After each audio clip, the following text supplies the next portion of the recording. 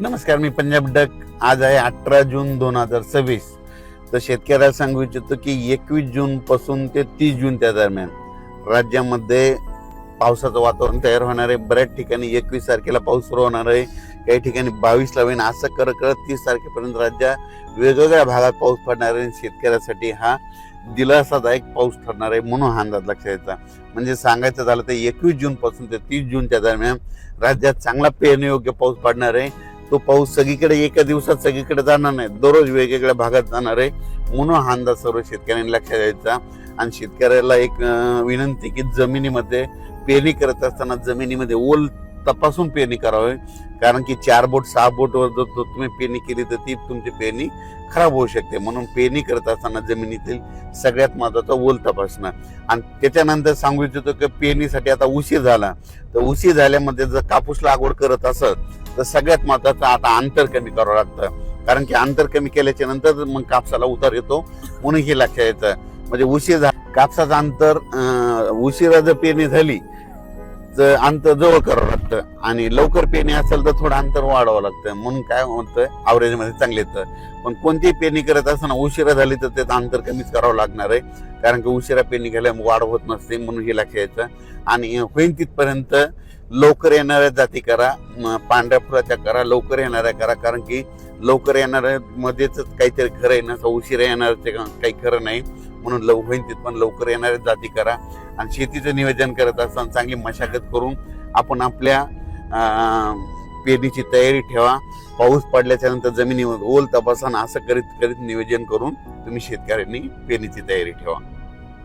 परत एक शेतकऱ्याला सांगू इच्छितो की यावर्षी दरवर्षी मी म्हणतो ना, जूनच्या शेवटच्या आठवड्यातच पेरणी होणार आहे. मी पहिल्यापासून सांगतो की निसर्गच 22 दिवस पुढे सरकला आहे, पण याकडे कोणी दुर्लक्ष करतं.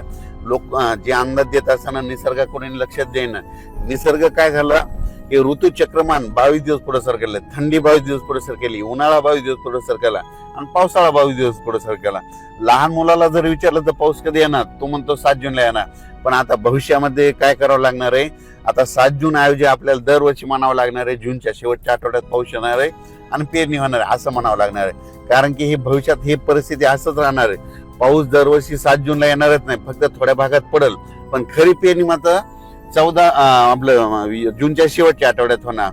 म्हणून आता 2027 बी धरा, 2028 आणि 2029 ला तरी तुम्ही काय करा, वाटल्यास आतापासूनच लक्षात ठेवा पेरणी कधी होणार, तर शेवटच्या आठवड्यातच होणार. आणि यावर्षी तशीच परिस्थिती. मी खूप दिवसापासून सांगत होतो निसर्ग पुढे सरकायला, पण याकडे कोणी दुर्लक्ष करत, सगळेजण दुर्लक्ष करत होते. पण आता खरी वेळ आली.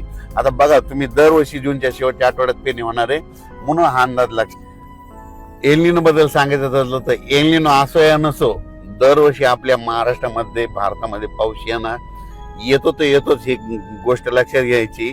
तर तुम्ही बघायचं झालं तर बघा, आता 21 तारखेपासून पुन्हा पाऊस सुरू झाला की हे सगळं बंद होतं, एल बंद होतं, सगळंच बंद होतं. म्हणून शेतकऱ्याला सांगू इच्छितो, आपल्या भारताला 2 समुद्र आहेत, एक अरबी समुद्र, बंगालच्या खाडीचा समुद्र. अरबी समुद्रामधून जरी पाऊस नाही आला तर शेतकऱ्यांनी एक तारीख लक्षात घ्या, 20 सप्टेंबर एक कॅलेंडर मध्ये लिहून ठेवा. 20 सप्टेंबरला एक पाऊस येणार आणि शिवाय शेतकऱ्याची ज्वारीची पेरणी करून देणार. म्हणून हे गणित लक्षात घ्यायचं. म्हणून म्हणतो एल असो या नसो, दरवर्षी आपल्या महाराष्ट्रात पाऊस येणार हे निश्चित. एल तुम्हाला सांगू इच्छितो 15-20 वर्षामध्ये कधीतरी एकदा उद्भवत असतो. दरवर्षी समुद्राचं तापमान सारखं नसतं. तर तुम्हाला सांगतो, हे जे एवढा 5-7 हजार किलोमीटर इतक्या दूरचा समुद्र आहे, ह्या समुद्रामध्ये तापमानामध्ये खूप तफावत असते. 1-1, 2-2 किलोमीटर, 10-10, 20-20 किलोमीटर तापमानामध्ये गरम गार पाणी होत असतं. म्हणून असतो एल असं येणं, दरवर्षी आपल्या महाराष्ट्रात पाऊस येणार हे निश्चित धरायचं. यावर्षी देखील येणार आहे, फक्त जेमतेम पडणार आहे, सरासरी इतका पडणार आहे, पण परत इथं पाऊस जास्त पडणार आहे, म्हणून हा अंदाज लक्षात घ्यायचा. आणि खूप प्रसार माध्यमातून शेतकरी खूप घाबरत आहेत. शेतकऱ्यांनो, जून मध्ये पहिल्यापासून म्हटलं तर कमी पाऊस पडणार आहे, जुलैमध्ये जास्त पडणार आहे, ऑगस्ट मध्ये थोडाफार कमी राहील, पण सप्टेंबर ऑक्टोबर परतीचा पाऊस जास्त राहणार आहे. 13 नोव्हेंबरला थंडी येणार आहे. म्हणून यावर्षी दोन्ही पीक येणार आहे, एक तर खरीप पण येणार आहे आणि रब्बी पण येणार आहे. खरीप कशामुळे चांगला येणार आहे, खरीप मध्ये जेमतेम पाऊस असला, थोडा कमी असला की ट्रेस भेटल्याच्या नंतर पिकाला फुलं लागतात, फुलं लागल्याच्या नंतर शेंगात रूपांतर होतं. त्याच्यामुळे खरीपाचं पीक चांगलं येणार आहे. आणि त्याच्यानंतर रब्बी पीक कशामुळे येणार आहे, कारण की खरीप आणि रब्बीचा निवाडा करणारा जो पाऊस आहे ते एक पाऊस काय होतं ऑक्टोबर म्हणजे परतीचा पाऊस पडणार आहे, त्याच्यामुळे ते निवाडा करणारा ते परतीचा पाऊस जास्त पडणार आहे, त्याच्यामुळे रब्बीचं पीक चांगलं येणार आहे. म्हणून शेतकरी हिताचं यावर्षी साल आहे, म्हणून हे लक्षात यायचं. अफवेला पडू नका आणि यावर्षी पाऊस पडणार आहे. धन्यवाद.